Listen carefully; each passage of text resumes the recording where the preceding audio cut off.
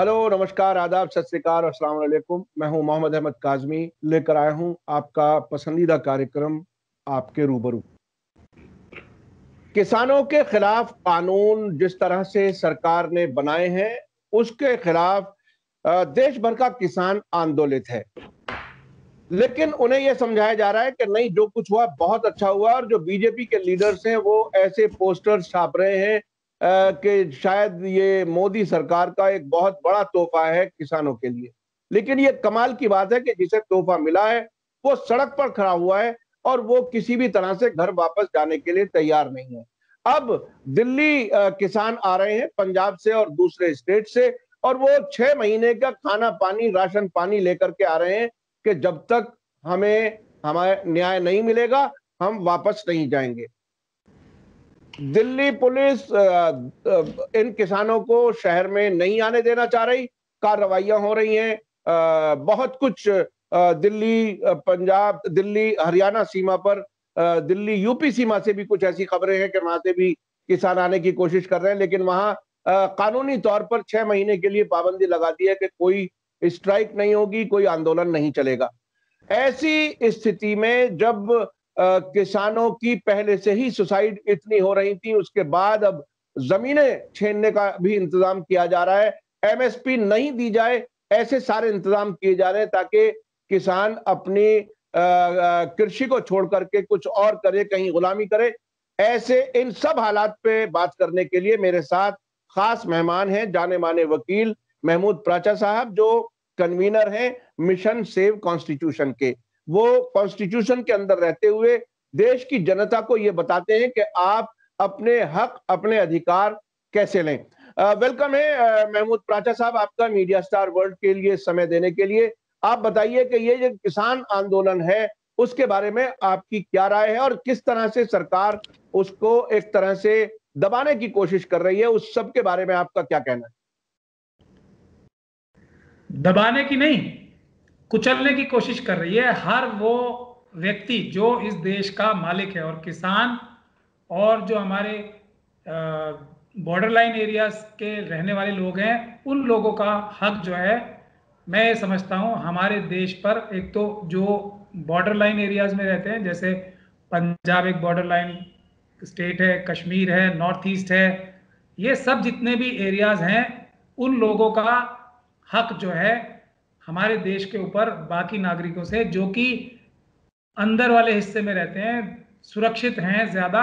क्योंकि border areas में रहने वाले लोग, अगर कोई हमारे दुश्मन देश हमारे पर हमला करेगा तो पहले वो उसका उससे दो चार होंगे। तो पंजाब एक ऐसा राज्य है जो कि बॉर्डर लाइन एरिया है, तो उन लोगों का हक जो है हमारे देश के ऊपर हम लोगों से ज़्यादा है। एक बात तो ये है। दूसरा, जो किसान हैं वो भी पूरे देश को खाना प्रोवाइड करते हैं,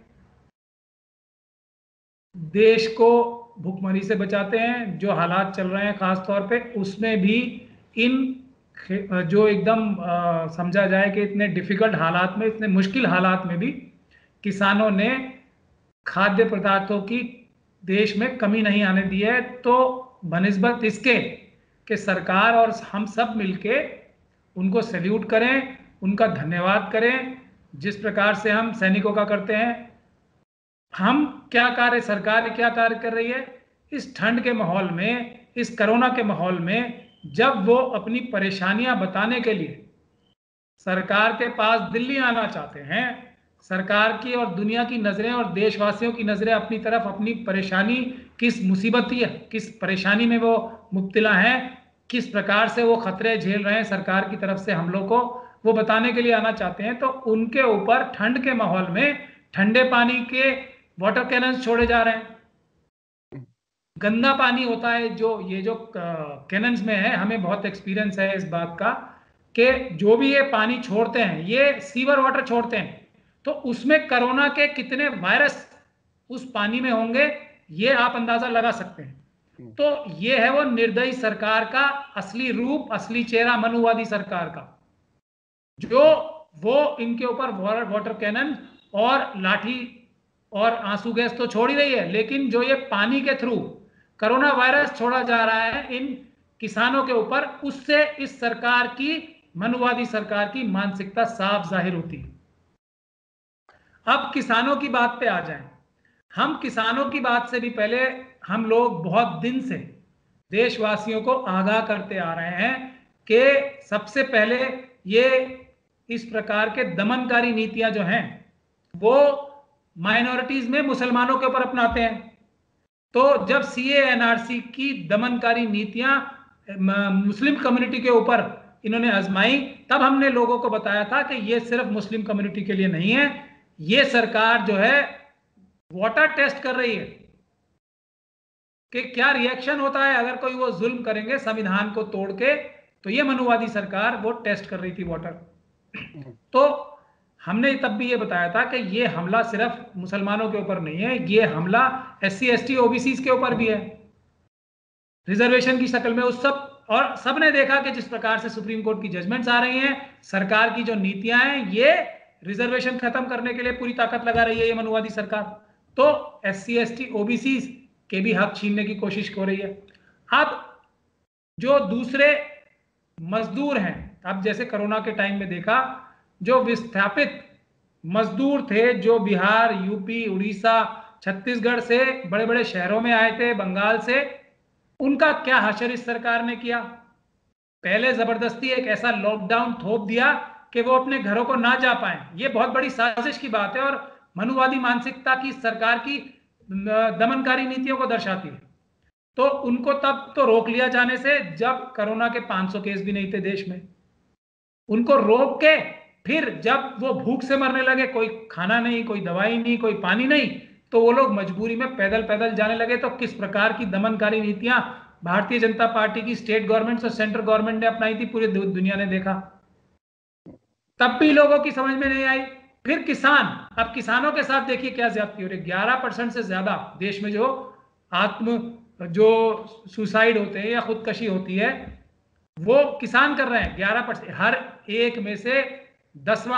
10वें में से एक आदमी जो सुसाइड करता है देश में किसान करता है। तो सरकार को उनके ऊपर कोई दया नहीं आई। यह है मनुवादी सरकार का असली चेहरा। कोई दया नहीं आई, बल्कि उन्होंने कोरोना का टाइम ऐसा चुना कि ये सारी धरती जो किसानों के पास है, जिससे वो देश की जो भूख मिटाने के लिए कार्य करते हैं, अन्न वाली सुरक्षा देते हैं देश को, उसको भी अपनी पैनी निगाहें उनसे छीनकर अडानी, अंबानी और दूसरे मल्टीनेशनल कंपनीज को देने की साजिश सरकार ने कर ली। ऐसे मुश्किल टाइम में जब सरकार को ऐसा लगता था कि कोई भी इसके खिलाफ प्रोटेस्ट नहीं कर पाएगा। यह है सरकार का असली चेहरा।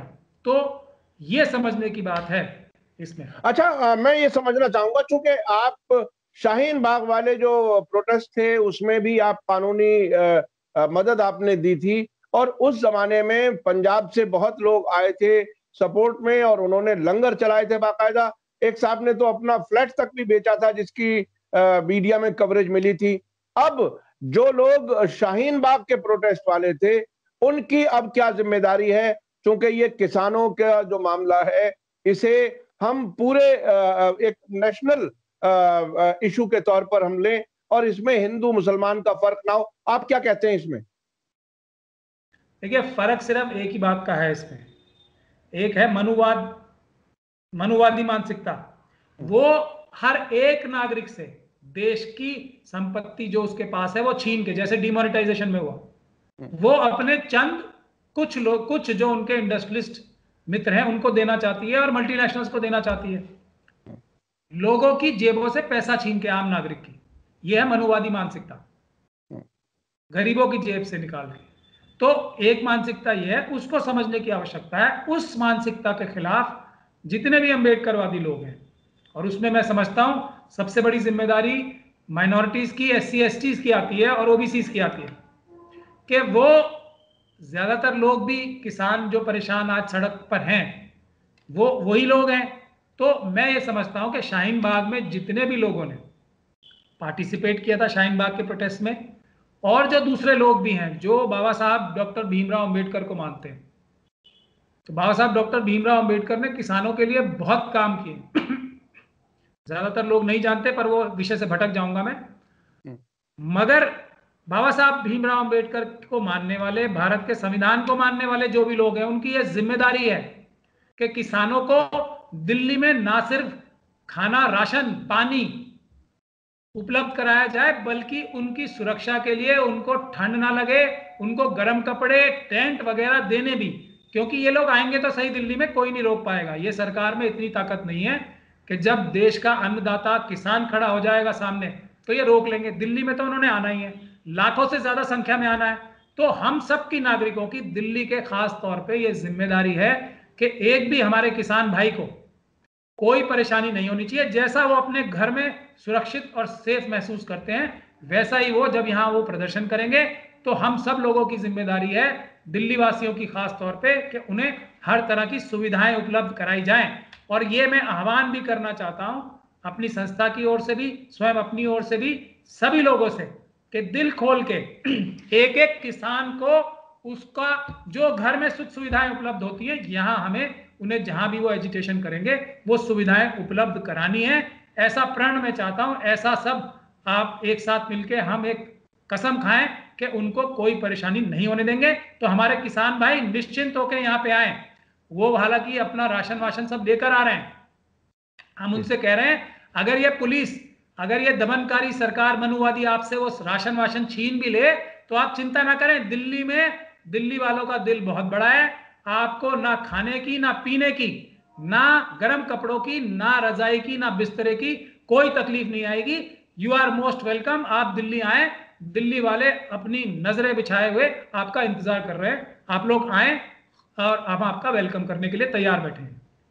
अच्छा, इसमें ऐसे वक्त में जब पुलिस उनके खिलाफ कार्रवाई कर रही है, हो सकता है कुछ लोगों की गिरफ्तारियां हो, कुछ लोगों को कानूनी परेशानी, पेचीदगियां हो, क्या उसमें आप कहीं कोई अपनी संस्था की तरफ से, अपनी तरफ से कुछ वकीलों का, चूंकि आप सामला भी एक आपकी एक ऑर्गेनाइजेशन है, south Asian minority lawyers association, तो क्या ये लोग कहीं कुछ उनकी मदद कर पाएंगे? क्या कुछ सूरत हाल है, थोड़ा सा और बता दीजिए, क्योंकि किसानों तक ये बात पहुंचेगी जरूर। देखिए, दिल्ली में हमारे जो वकील हजरात हैं, वकील लोग जो हैं, जो वो आपस में बात करते हैं, तो मैं ये आपको बुनियादी बात बता रहा हूँ। एक तो बात ये है कि हमारी फर्म के दरवाजे, हमारे जो भी वकील हैं यहाँ पे दिल्ली में, हमारे जो ग्रुप है, सैकड़ों वकीलों का ग्रुप है जो कि संविधान की रक्षा करने के लिए, हजारों वकीलों का ग्रुप है, एकदम तैयार और तत्पर खड़ा है। तो वो सब कानूनी मदद करना, सारे वकील भाई हम अपनी जिम्मेदारी समझते हैं। कोई भी व्यक्ति, कोई भी संगठन अगर संविधान की रक्षा के लिए इस दमनकारी सरकार के खिलाफ अगर आवाज उठाता है तो ये हम अपनी जिम्मेदारी समझते हैं। किसी को भी कोई परेशानी कानूनी आएगी तो वकील उसके लिए सबसे आगे खड़ा मिलेगा। लेकिन मैं आपको एक और बात बताना चाहता हूं, वकीलों के पर्सपेक्टिव से ही, वकालत के प्रोफेशन के पर्सपेक्टिव से, इस कानून में एक और चीज की है इन्होंने, कि अगर किसान के साथ कोई भी रिकवरी का कार्य शुरू करेगी सरकार तो वो कोर्ट नहीं जा सकता। एसडीएम ही उसका मुकदमा रफा दफा कर देगा वहां से। एसडीएम के पास पावर दे दी है कोर्ट की ताकत छीन कर। तो यह वकालत के प्रोफेशन पे डायरेक्ट हमला तो वैसे ही है। तो वकीलों का एक सेल्फ इंटरेस्ट भी, दूसरा इंटरेस्ट तो है ही कि संविधान की रक्षा के लिए वकील और वकालत का प्रोफेशन सबसे आगे रहेगा देश में, और किसानों के को फ्री लीगल एड मुहैया कराने में भी हम सब वकील एकदम शामिल हैं, सामने हैं, कोई चिंता की बात नहीं है। वो तो है ही, फ्री लीगल एड मिलेगी सबको।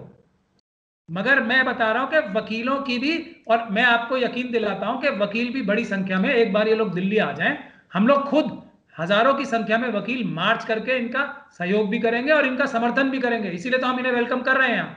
ये आए दिल्ली, वकीलों का मार्च भी होगा, वकील इन्हें फ्री लीगल एड भी देंगे, और ये वकालत के प्रोफेशन पे भी हमला है। इसलिए भी वकील वैसे भी इंटरेस्ट जुड़ा हुआ है कि सारी जो केसेस हैं, ये सब केसेस रफा दफा करने के लिए एसडीएम्स के हाथ में दिए जा रहे हैं, अदालतों से छीन के। इतना बड़ा अन्याय भी हो रहा है इसमें। तो वकील, पूरी कम्युनिटी इनके साथ कंधा से कंधा मिला के खड़ी है। बिल्कुल निश्चिंत हो, दिल्ली में इन्हें किसी प्रकार की कानूनी परेशानी नहीं आने दी जाएगी। किसी प्रकार की कोई भी पैराफर्नेलिया की, खाना, रहना, सहना, बिस्तर आदि सबकी सुविधाएं दिल्ली वासियों में, दिल्ली के वकील भी हैं, दिल्ली के डॉक्टर्स भी हैं, दिल्ली के सफाई कर्मचारी भी हैं, सबको है, हम दिल खोल के इनका स्वागत करने के लिए तैयार बैठे। बहुत बहुत शुक्रिया महमूद प्राचा साहब, आपने अक्सर मजलूमों की मदद की है, आपने अपनी कानूनी मदद दी है शाहीन बाग और घंटाघर लखनऊ और कई जगहों पर, और इस वक्त भी आप मजबूती से अपनी वकीलों की फ्रेटर्निटी के साथ और दूसरे लोगों को भी इस बात के लिए तैयार कर रहे हैं कि वो किसानों को वेलकम करें, उनको सुविधाएं दें, उनको खाने पीने का इंतजाम करें। ये बहुत बड़ी बात है। मैं समझता हूं कि देश के किसानों को इससे जरूर ताकत मिलेगी। बहुत बहुत शुक्रिया महमूद प्राचा साहब, आपने मीडिया स्टार वर्ल्ड को वक्त दिया। हमें उम्मीद है कि ये कॉन्स्टिट्यूशन के अंदर रहते हुए किसानों को अपना हक जरूर मिलेगा। इसी के साथ मुझे दीजिए इजाजत। धन्यवाद, शुक्रिया। जय भारत, जय हिंद।